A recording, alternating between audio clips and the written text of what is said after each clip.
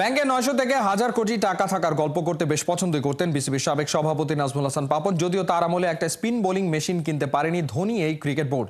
অথচ সভাপতির দায়িত্বে এসেই ফারুক আহমেদ দেখাচ্ছেন একের পর এক চমক। জাতীয় দলের সিনিয়র সহকারী কোচ সালাউদ্দিন বলছেন কিছুদিনের মধ্যেই চলে আসবে প্র্যাকটিসের আধুনিক সব যন্ত্রপাতি ও ইকুইপমেন্ট। সাইফুল রূপকের রিপোর্ট। এফডিআর আছে আসলে প্রায় ৯০০ কোটি টাকার। সেই ৯০০ হাজার কোটিতে পৌঁছেছে। বাংলার ক্রিকেটটা কি নিচে নামছে? বিশ্ব ক্রিকেটে ধনী বোর্ডদের মধ্যে অন্যতম বিসিবি, তবুও কেন দেখতে হয় এমন জোড়াতালি অবস্থা? স্পিন বোলিং মেশিন নেই, কনক্রিটের স্ল্যাব বাঁকা করে চলে স্পিনের প্রস্তুতি।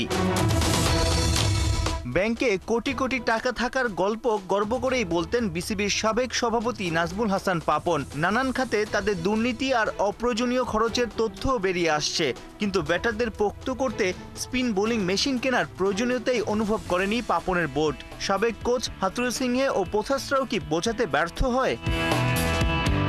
নতুন বাংলাদেশে ক্রিকেট বোর্ডের বড় চেয়ারে ফারুক আহমেদ। সালাউদ্দিনকে জাতীয় দলের কোচিং ইউনিটে অ্যাড করে বড় চমকটা দেন বিসিবি সভাপতি।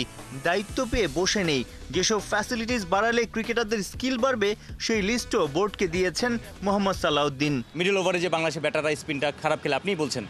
দেখুন, মেশিন তো মেশিন, ঠিক আছে, মেশিন আর হাত এটার মধ্যে অনেক ডিফিকাল্ট আছে, বাট এটা নিয়ে কথা হয় না। এগুলো আসলে খুব আমার মনে হয় যে এগুলো খুব ভালো খবর না। এগুলো অলরেডি আমাদের এগুলো নিয়ে কথা হচ্ছে, আমরা খোঁজখবর নিচ্ছি কোথায় কি পাওয়া যাচ্ছে, কীভাবে।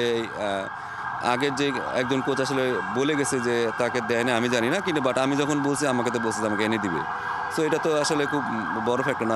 আমার কাছে মনে হচ্ছে আমি যা যা চাচ্ছি সবই আমি মোটামুটি পাচ্ছি। তো এই নিয়ে আমার খুব বেশি আমি এই নিয়ে কোনো হতাশ না। বাট হয়তো দেখুন আমাদের মাঠে শপথ আছে, হয়তো উইকেট টুইকেট যদি একটু বেটার হয় তখন হয়তো ছেলেদের জন্য অনেক ভালো হবে। বিপিএলে কুমিল্লা ভিক্টোরিয়ান্সের কোচ থাকাকালীন একবার সালাউদ্দিন বলেছিলেন বাংলাদেশি ব্যাটারদের কমন সেন্সে ঘাটতি, পরিস্থিতি বুঝে সিদ্ধান্ত নিতে পারফর্ম করতে ব্যর্থ হন।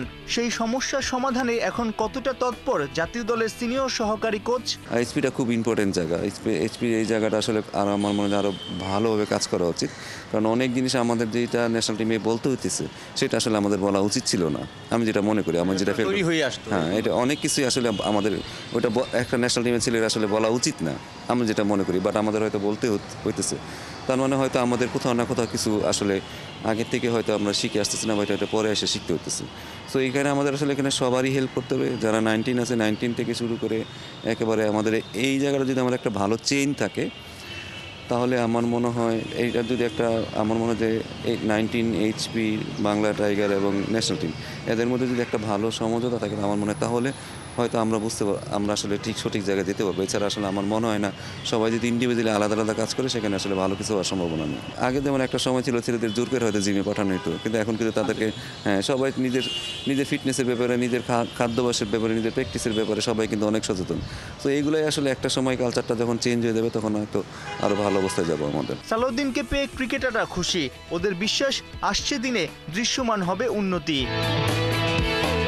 সাইফুল রূপক, ৭১।